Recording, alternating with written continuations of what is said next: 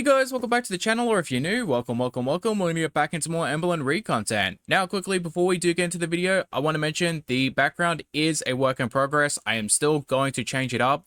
There's still names that need to be added, stuff needs to be worked on. I want to make it a little bit more cleaner and probably just a little bit more standing out for your names overall, because you guys deserve the appreciation, and I thought, why not have like a wall of subscribers on my video itself? Now, that being said, I still have not added every single name because there is over 300 subscribers now, and yet I only have about 80 or so. So it is from my public subscriber account as well as the comments and stuff below. So if you don't see your name, please let me know down below that you want to be added, and I will add you guys, I promise. We are going to make a video where it transitions from name to name and probably has like speech bubbles or maybe colors or something, make it a little bit more stand out for you guys. I just want to show you a little bit more appreciation. That being said, we are going to get into the video and probably watch Amber excuse her behavior with BPD right now. So let's get straight into it, shall we? Hey guys, welcome to a new video. So this is part one of a 4-part series where I answer 100 of your questions, and I think it's questions I've never answered before. Oh, so she's going to do a half-assed Q&A to kind of skip over the controversy right now. But who knows? I've been on YouTube for 11 years, so I don't really remember what I've shared. So I promised you guys that I would upload every other day, and I'm gonna be super busy for the next like 10 days or so, and I'm not gonna be able to have time to edit my videos. I'm sorry, but where exactly is the editing? Like, is it in the videos? Because I don't see anything. Like, you throwing a bunch of videos together and calling it a day is not editing. Like, you don't add transitions, you don't add music, you don't have an intro and outro, you don't have really effects or anything that could be added into the video itself. You use filters and you use a voiceover every now and then, and even then, they're really half-assed because you fail at speaking and you don't even do a second take. So, and I mean, filters that press a button, call it a day, so... I will still be filming though. So I am pre-recording in this moment. So I figured the best way to do that, to continue my schedule and to give you guys content, is to create this 4-part series. So since there are 100 questions, it is 25 questions per part. So let's get into the first one. Per part? I just want to preface this that I got all of these questions on random social media platforms where I was like, you guys, I'm doing a Q&A on YouTube. Send me in your questions. I did try to send a bunch of questions in, but unfortunately I'm blocked on both Instagram and YouTube, so there's not really much I can do. Same thing with Foodie, she has me blocked too, and like, I don't know why. I'm a very nice guy. All right, so the first one is, who are your top 5 artists on Spotify Wrapped this year? Billie Eilish was my number 1, which is not surprising. Second is Banks, also not surprising. Third is a band called Mansion Air, love them. Fourth, Montel Fish, love him. His music is so good. The fifth one I'm a little shocked by. It's The Weeknd. Because do you remember, guys, Wifey used to listen to The Weeknd, and Amber can't listen to that without potentially thinking back to the alleged assaulting she used to do of Wifey. How often do you recommend that I wash my hair? So I am no hair doctor over here, but I do know that every hair is different, so I really don't know what to tell you. I know that the majority of my hair is now gone because I started losing it at 15 due to male power and baldness, but do yourself a favor, go to a salon, ask them what type of texture your hair is, and find out what you need to do in order to take care of it. Do not ask someone who washes their hair once every couple months. But I have noticed that the healthiest hair is if you wash it just a couple times a week. Speaking of hair, I do get this question a lot. Would you ever cut your hair into a bob? Absolutely not. That is not my style. I don't think it would look good on me. It looks good on other people, but that is not my thing. I love my hair long. That is how I've always loved it. In my early 20s, I did chop it all off. If I can find some photos, I'll post them here. I find it funny that Amber has to tack that on the end of the conversation, because if she doesn't, people are going to immediately think that she's talking about Beck and they're going to go in on her. But my hair was down to my butt. I went into the salon, literally just wanting a hair trim, and I left with my hair to my shoulders, and I cried. Yes, I did. Hate to break to Amber, but you crying means literally nothing. It means nothing at all. You are so emotionally fragile that you cry over the drop of a hat. It was the biggest mistake. I will never do it again. Have you ever been to Disneyland? I have. I've been twice. Both times I went, I was 17. So if you guys remember me sharing, my foster mom did pass away recently, and it was actually that foster mom that made that dream come true for me. I know this is going off on something completely different, but a lot of people have heard me talk a lot of bad things about foster care, because I do have a lot of bad experiences in foster care. I will not deny that, but there are some positives as well, and that is one of them. I mean, you weren't just talking about the foster care system, you were also talking about your foster care parents too. You were talking mad shit on Facebook, and Casey himself said that you were also talking mad shit when you were living with him and his mum.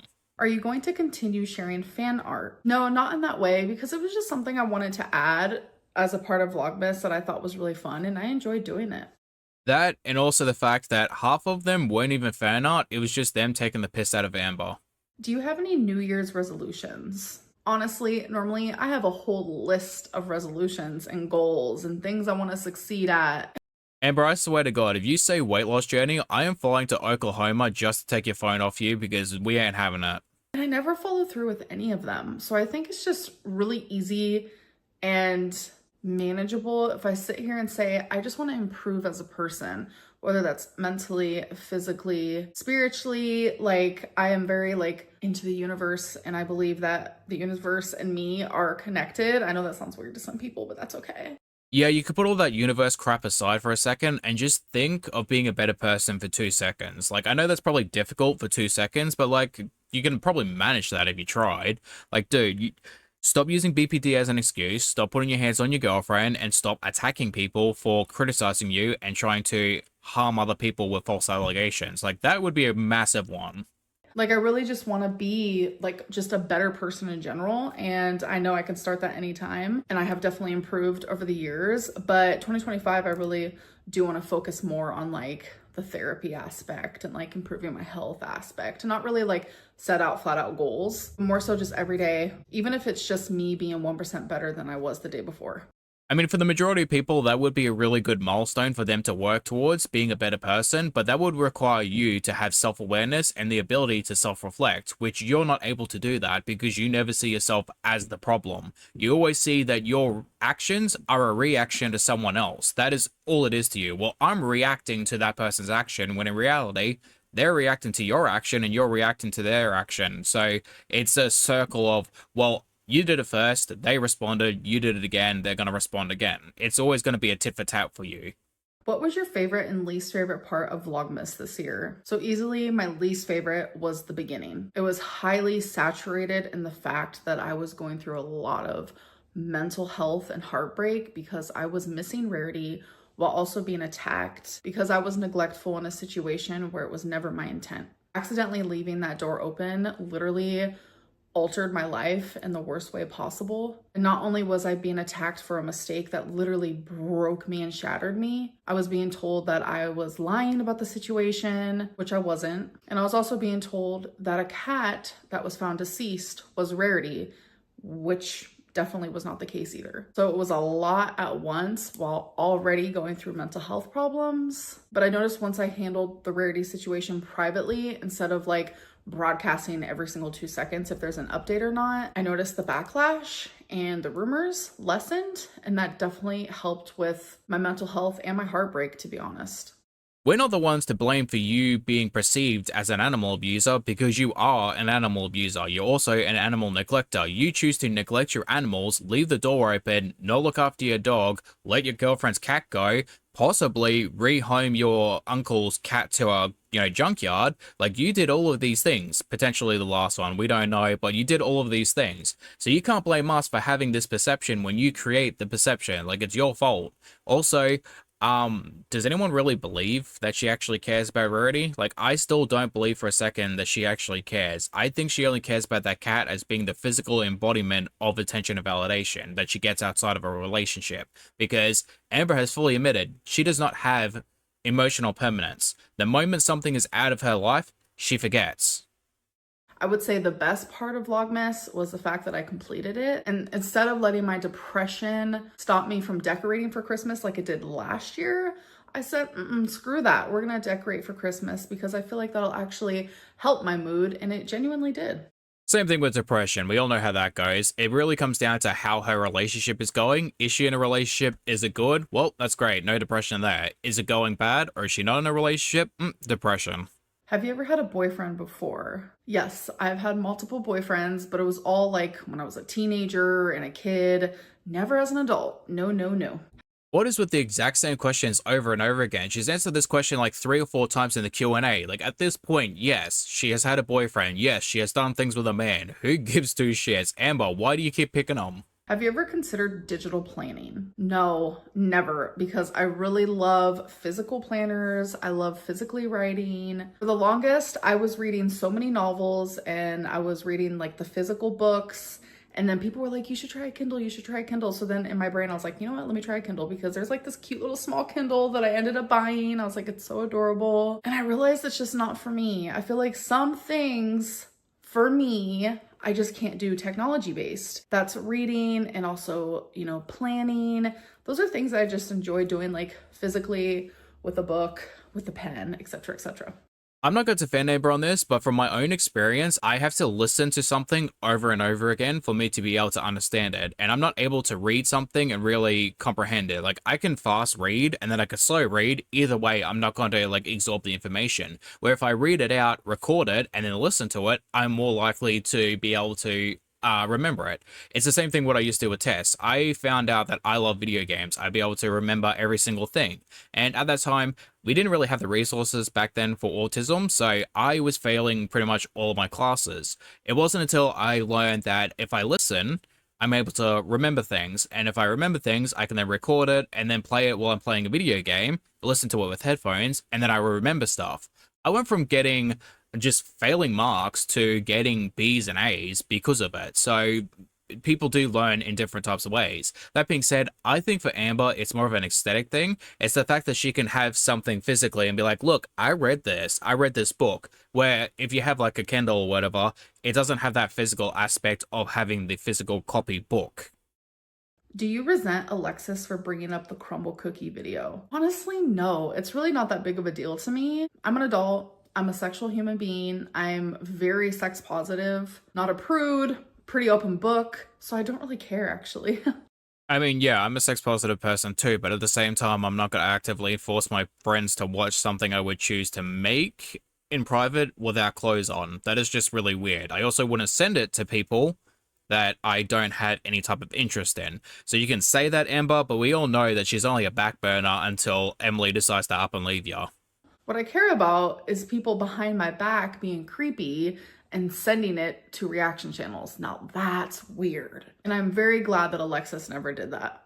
Sorry, Amber, but you are not worth it. You are not worth the smoke it would probably potentially cause with a court system for releasing that type of content. What moment in the last couple of years made you grow the most as a person? Living alone. Absolutely. The first time I ever lived alone was when I was 32.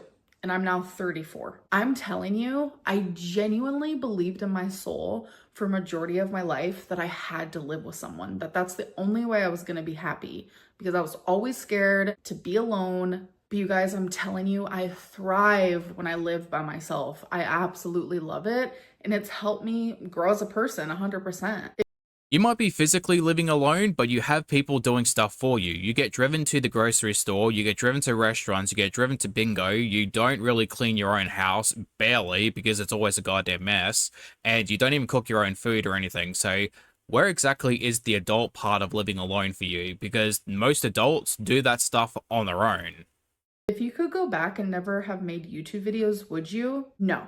I absolutely would have still done YouTube. I probably would have just done it differently. I know the YouTube game, I know what people want, but I also know that there are things I have said and done online that I would have never done because I now, as a 34-year-old woman, I have learned from those things and learned from my mistakes. I'm pretty sure we all know the video I'm thinking of right now. Do you plan on seeing Wicked? I have never seen like the original Wicked, but with the clips I've seen of the new one, it genuinely looks pretty interesting. So yes, I do plan on watching it. I mean, I tried to watch it, but it just really wasn't my thing. I'm not saying that it's bad, I didn't like it. What is the last thing you ate? I had Buffalo Wild Wings and I got boneless chicken. The sauce I got on there was Asian Zing. I really like their boneless chicken because it's dry. And even the pieces of chicken that I normally would never go for, which are like kind of like the bigger pieces, they're still dry. I'm like, okay, pop off. And I've never once seen like a weird piece of chicken. So if you're weird about chicken, but you enjoy like a good boneless wing, I highly recommend Buffalo Wild Wings. I still don't understand how she goes, I only like certain parts of the chicken, I also like dry chicken, but she's perfectly fine with eating a whole roast chicken by herself. Like, dude, that's not exactly dry, and it's not exactly only singular parts, boneless parts of chicken. So where exactly is the fear in that, or the anxiety in that? And I also got potato wedges from there. What was the real reason you went back to Oklahoma and didn't stay in Wisconsin? Because I have a whole ass apartment. I have a whole life here. I love my apartment. I love living alone. I do believe that Tommy as a person is my home, but in a responsible way, I belong here right now. So that is why we're currently in a long distance relationship, but I do see us moving in together in the future. Again, she never answered the question properly. Where exactly is the responsibility and what is it? What do you have to do that's so important in Oklahoma that you had to leave Wisconsin for? Because everything you've done so far, you can just do in Wisconsin with your partner. Like, there is no responsibility that would take you from her, so people still don't believe you for that reason. Did you even hold that snake? Because it honestly looked so terrifying. That's what my mom said, but I love snakes. I've always loved snakes. I will say it was exhilarating because it is a huge snake. It is by far the biggest snake I have ever held in my life, but I wasn't scared. I don't know. Did you really think that Jordy was stalking you? No, absolutely not. I never once thought that. But that's a flat out lie and you know it. You're probably full mental breakdown. He's coming to get me. Meanwhile, Alexis is thinking, this bitch is crazy. Why did I ever want to sleep with her again? Oh, that's right, money and attention. Was there a particular reason you stopped sharing your weight? Because our girl has been eaten. So as you guys know, I have done Ozempic / semaglutide twice. The first time I did it, when I stopped, I gained so much weight so freaking fast. I had a weird feeling it was going to happen again, and I tried really hard not to let it happen, but sadly, I didn't try hard enough. Yeah, no shit, because it is an appetite suppressant. You are someone who has an ED. Regardless of whether you want to admit it or not, you have an ED where you overeat. Disordered eating. That's what it literally is called, Amber. And yet, you stopped your appetite suppressant, and your appetite came back. Wow. Seriously, I've talked to children with better comprehension skills than Amber, because how do you not know that your appetite is being suppressed and then once you get off the suppressant, it's going to come back? That's how it works. It is very common that once you stop taking it, you gain your weight back. So normally, I wouldn't have cared to share that because I've always shared that. But then all of a sudden, all of these rumors about my girlfriend were happening that were not true because that is not the way our relationship is. I knew that if I came on here and said, I'm gaining weight because that's how the cookie crumbles, no pun intended, people would automatically blame her when ultimately it was my doing, and it's the pattern that I've had my whole life since I was literally like 10 years old when I had my first diet. Aren't you the one that says two things can happen at once and still be true? Like, you can be someone who has an ED and fails your diets, but your girlfriend can also be someone who enjoys watching you eat and gain weight. And just because she doesn't say outright, I like that about you, doesn't mean she doesn't like that, Amber. Like, people can lie. People can manipulate you. People can abuse you without thinking that you are being abused. That's how abuse and manipulation works. It was just easier for me not to share those things anymore. I want to protect and cherish the people in my life that I care about. The rumors about Tommy are not true. Yeah, guys, how dare we decide to falsely accuse someone of something they didn't do? Like, she didn't feed her girlfriend to death for self-satisfaction. She did it for money. Get your facts straight. Are you excited or nervous to try semaglutide again? I'm definitely both excited and nervous, and I will definitely share more of that as I talk more about my journey. Will you ever admit you are actually 600 pounds? I am telling you, human to human, face to face, like I know you're not here, but I'm acting as if you are. If I was 600 pounds, I would not be able to move. I'm saying that based on like knowing how I feel now at the weight that I am. If I was 600 pounds, I would not be able to fit in my mother's car, let alone go and do things and walk around stores and go to bingo. It would not be happening. Except there are people who are morbidly obese, 7, nearly 800 pounds, who are still able to walk around and go out. Like, it's going to be a very hard thing for them to do, but there are people who can do it. It's a very uncomfortable thing. They would be in a massive amount of pain and extremely inconvenienced by their weight, but they can still do those things. So you saying that if I was 600 pounds, I wouldn't be able to do that is not true, because you are 572 or some shit. That was 30 pounds extra, Amber, which you could have done that and still walked around. Not justifying saying that she should do it. I'm simply saying that she could do it if she wanted to. And let's face it, she wouldn't be too far off from doing that again. Can you show your watch time on TikTok and Instagram? Sure. When someone asked this question, I screenshotted it just so I could remember because my memory is shit. I don't really go on TikTok and Instagram, as you can see. It does show on Friday that I was on TikTok for a bit more than usual. It's because I was gathering these questions. Oh yeah, I'm pretty sure this just confirms that Amber has a secret phone.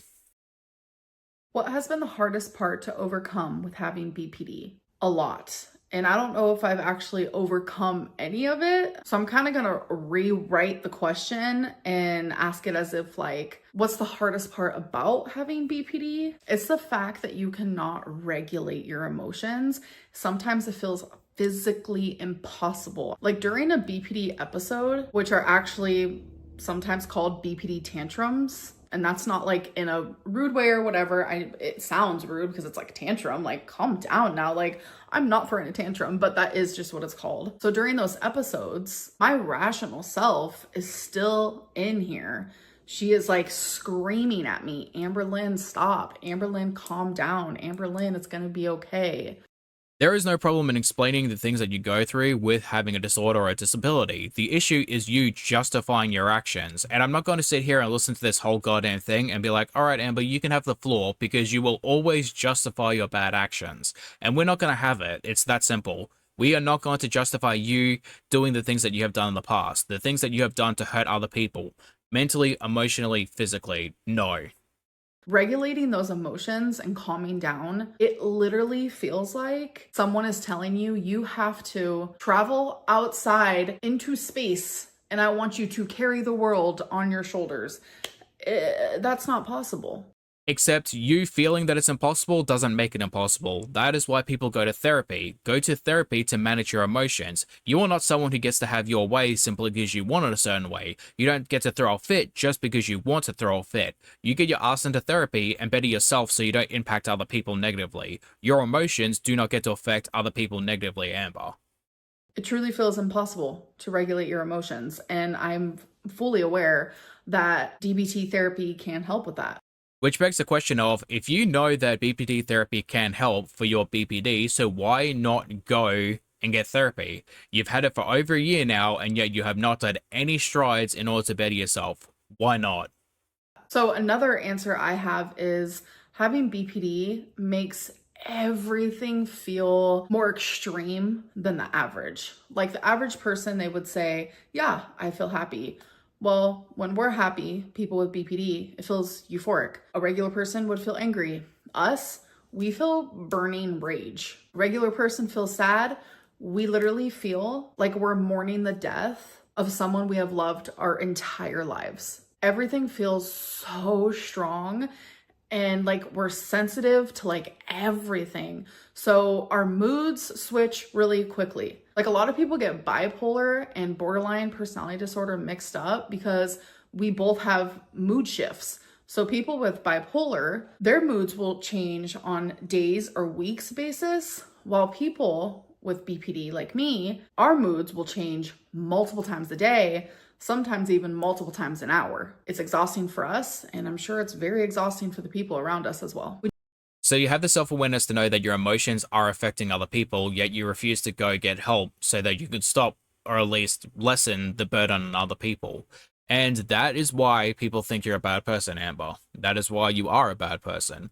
Because if people like myself who are able to see the issues that we have, understand that we are affecting other people negatively and want to get help, why can't you? Why do you expect other people to bear your burden because you refuse to take accountability for your actions and want to change and better yourself? And that's honestly one of the most infuriating things, because when I was younger, I was so oblivious to not only my own emotions, but to other people's emotions too, because I did not have a full range of emotions like most people do. It's very hard for me to express emotions because I just don't feel them on average like a lot of people.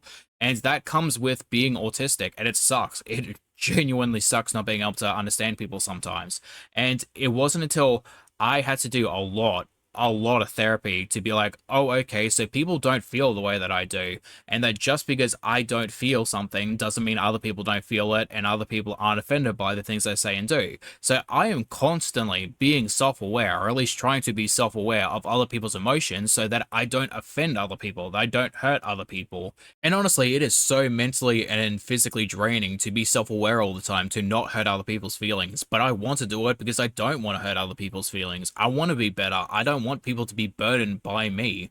Why should I have that right to burden someone else just because I was born different? Would you be able to be in a sexless relationship? No, no, no, no, no, no. This girly pop has done that before and she will never do it again. When I'm with the right one, I am like a sex machine. What am I saying right now? I mean, to be a machine, you would have to have some moving parts, and I would assume that, Amber, if you're in a bedroom with someone, you're not doing any moving. I mean, apart from your mouth for Emily to occasionally slide food in, of course. What is a rumor about you that is 100% not true? Girl, do you have all day? Because I have a whole list. But for the sake of video purposes and time crunches, there is a few in particular that I would love to mention, but these are things that I promised myself I would never speak about again online. So we're gonna skip over those and move on to something else. That's awfully convenient. I'm gonna choose something that is like currently happening. Two things actually. One, it is 100% not true. I am not a feedie. I am not in a feeder relationship. That is not what's happening here. I'm not into it. I just happen to make that stuff, though. Two, the fact that some people actually believe this is sick, but there are people who believe that I let Rarity out on purpose to stay in Wisconsin longer. Tommy didn't want me to leave. Tommy said I am welcome there forever. Rarity is my heart, my soul, my best friend, my everything. I would have never in a million years done that. Well, I hate to break to you, Amber, but your heart, your soul, your world, your everything slipped at the back door while you were sitting down at the table doing God knows what for 20 minutes. And if you know me in person, you would know that to be true. But that's what people do. They create these really disgusting rumors about me and just like hold on to them for dear life.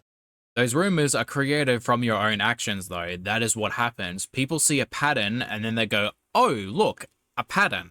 I know nothing I say will ever change anyone's opinion, but for the sake of answering the question, there's your answer. All right, you guys. So that is part 1, and I will see you guys soon for part 2. Bye.